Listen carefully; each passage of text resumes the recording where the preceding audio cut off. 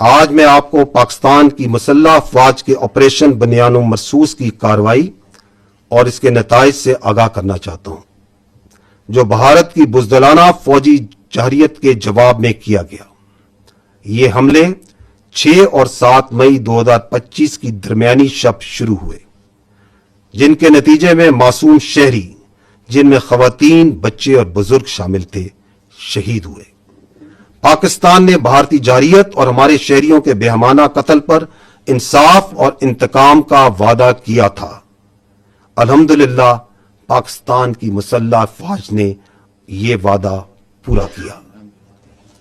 میں سب سے پہلے رب ذوالجلال کا شکر ادا کرتا ہوں۔ رب ذوالجلال کا شکر ادا کرتا ہوں، جس کی بے پایاں رحمت، نصرت اور مدد ہمارے ساتھ رہی۔ اللہ تعالیٰ نے مومنوں کو حکم دیا ہے کہ جب ان پر ظلم ہو تو وہ جواب دیں۔ ہم اللہ کے حضور سجدہ ریز ہوتے ہیں کہ اس نے ہمیں اپنی عزم کو فیصلہ کن عمل میں ڈھالنے کی توفیق عطا فرمائی۔ ہمارے دل اور دعائیں ان شہداء کے خاندانوں کے ساتھ ہیں جنہوں نے اپنی جانیں مادر وطن پر قربان کر دیں۔ ہم زخمیوں کی جلد صحت یابی کے لیے بھی دعا گو ہیں۔ ہم پاکستان کی مسلح افواج کے ہر آفیسر، سپاہی، ایئر مین اور سیلر کے بے حد مشکور ہیں، جنہوں نے اپنی جرت، پیشہ ورانہ مہارت اور قربانی سے میدان جنگ میں کامیابی کو ممکن بنایا۔ ہم پاکستان کی مسلح افواج، پوری قوم، خصوصاً نوجوانوں کے جذبے، حوصلے اور بھرپور حمایت پر دل کی گہرائیوں سے شکر گزار ہیں، جنہوں نے مشکل ترین وقت میں ہمارے حوصلے کو کئی گنا بڑھایا۔ ہم پاکستان کے ان نوجوانوں کے بھی مقروض ہیں جو سائبر اور انفارمیشن کے محاذ پر صف اول کے سپاہی بنے۔ ہم پاکستان کے متحرک اور بہادر میڈیا کے بھی شکر گزار ہیں، جنہوں نے بھارت کے پروپیگنڈا اور جنگی جنون کے خلاف بنیان و مرصوص یعنی ایک آہنی دیوار کی طرح کھڑے ہوئے۔ ہم بلا تفریق تمام سیاسی جماعتوں کی قیادت کے بھی ممنون ہیں، جنہوں نے سیاسی اختلافات سے بالاتر ہو کر، وطن کے دفاع میں متحد ہو کر افواج پاکستان کے شانہ بشانہ کھڑے ہونے کا بہترین مظاہرہ کیا۔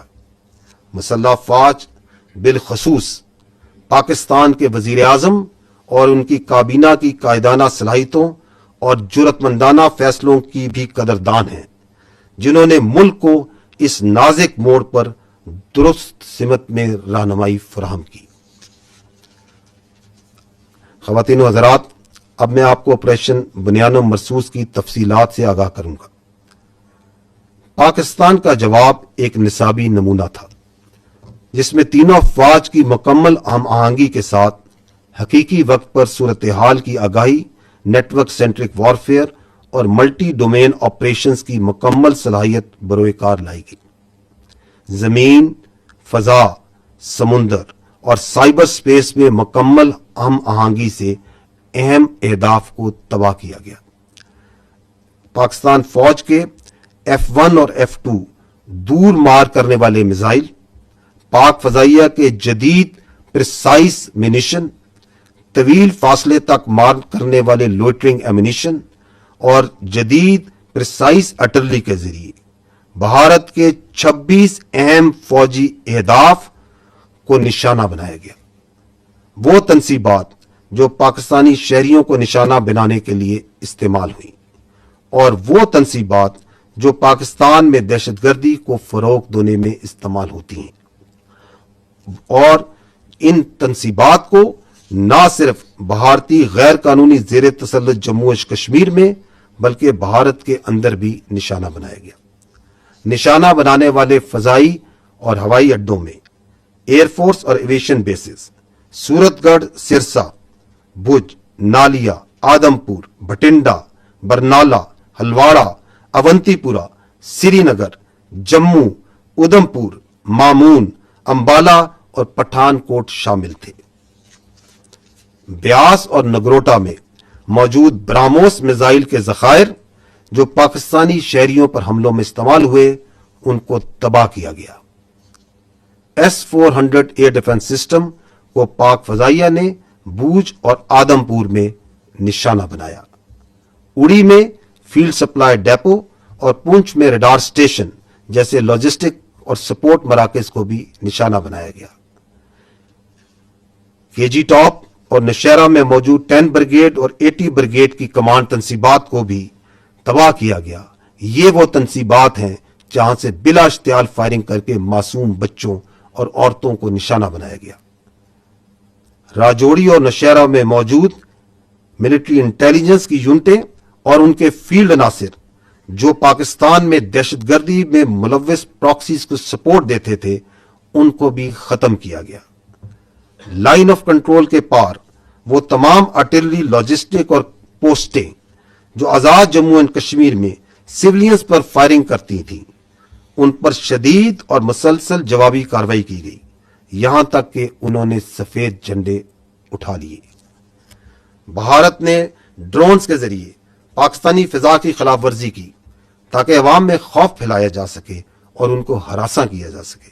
اس کے رد عمل میں آپریشن بنیان و مرصوص کے دوران پاکستان کی مسلح ڈرونز بھارت کے بڑے شہروں انکلوڈنگ دارالحکومت نیو دہلی اور illegally occupied Jammu and Kashmir سے لے کر گجرات تک مسلسل پرواز کرتے رہے تاکہ پاکستان کی صلاحیت کا نہ صرف اظہار کیا جا سکے اور بلکہ یہ بتایا جا سکے کہ اس ڈرونز کے ڈومین کا موجودہ وارفیئر میں کوئی فائدہ نہیں۔ پاکستانی افواج نے بھرپور سائبر حملے بھی کیے جن کے نتیجے میں ان بھارتی اہم مواصلاتی اور انفراسٹرکچر نظام کو مفلوج کیا گیا جو کہ بھارتی افواج کے استعمال کر رہی تھی۔ یہ یاد رہے کہ پاکستانی افواج کے پاس ایسی کئی جدید جنگی صلاحیتیں موجود ہیں جن کا کچھ کا استعمال اس تنازع میں محدود سطح پر کیا گیا اور کئی صلاحیتیں آئندہ کے لیے محفوظ رکھی گئی ہیں۔ ان سب اقدامات کے باوجود میں واضح کرنا چاہتا ہوں کہ بھارت کی مسلسل اشتعال انگیزی کے مقابلے میں پاکستان کا رد عمل نہایت درست، متوازن اور محدود نوعیت کا رہا۔ ہر ہدف جو ہمارے معصوم شہریوں کے قتل یا پاکستان میں دہشت گردی میں براہ راست ملوث تھا ان کو احتیاط سے نہ صرف منتخب کیا گیا بلکہ انشور کیا گیا کہ عام شہری متاثر نہ ہوں۔ ہم یہ بھی واضح کرنا چاہتے ہیں کہ جب مشرقی سرحد پر افواج پاکستان دفاع میں مصروف تھیں تو خیبر پختونخوا اور بلوچستان میں بھارتی سرپرستی میں دہشت گردی میں غیر معمولی اضافہ ہوا، جو اس بات کا دوبارہ ایک ناقابل تردید ثبوت ہے کہ بھارت پاکستان میں دہشت گردی کو اپنی پراکسیز کے ذریعے فروغ دے رہا ہے۔ تاہم افواج پاکستان نے مغربی محاذ پر بھی انسداد دہشت گردی آپریشنز کو بغیر کسی وقفے کے کامیابی سے جاری رکھا۔ خواتین و حضرات، آپریشن بنیان و مرصوص ایک ایسی شاندار مثال ہے جہاں قوم کی تمام طاقتیں متحد ہوئیں اور متحد ہو کر مادر وطن کے تحفظ کے لیے کھڑی ہو گئیں۔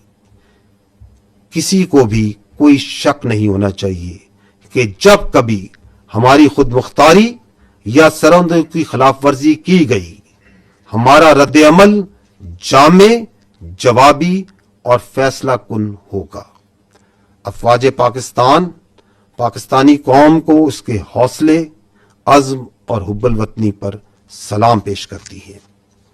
اور آخر میں سورہ انفال کی ان آیات پر ختم کرنا چاہوں گا، وَيَمْكُرُونَ وَيَمْكُرُ اللَّهُ وَاللَّهُ خَيْرُ الْمَاكِرِينَ۔ وہ تو اپنی تدبیریں کر رہے تھے اور اللہ اپنی تدبیر کر رہا تھا، اور وہ سب سے مستحکم تدبیر کرنے والا ہے۔ پاکستان زندہ باد، افواج پاکستان پائندہ باد۔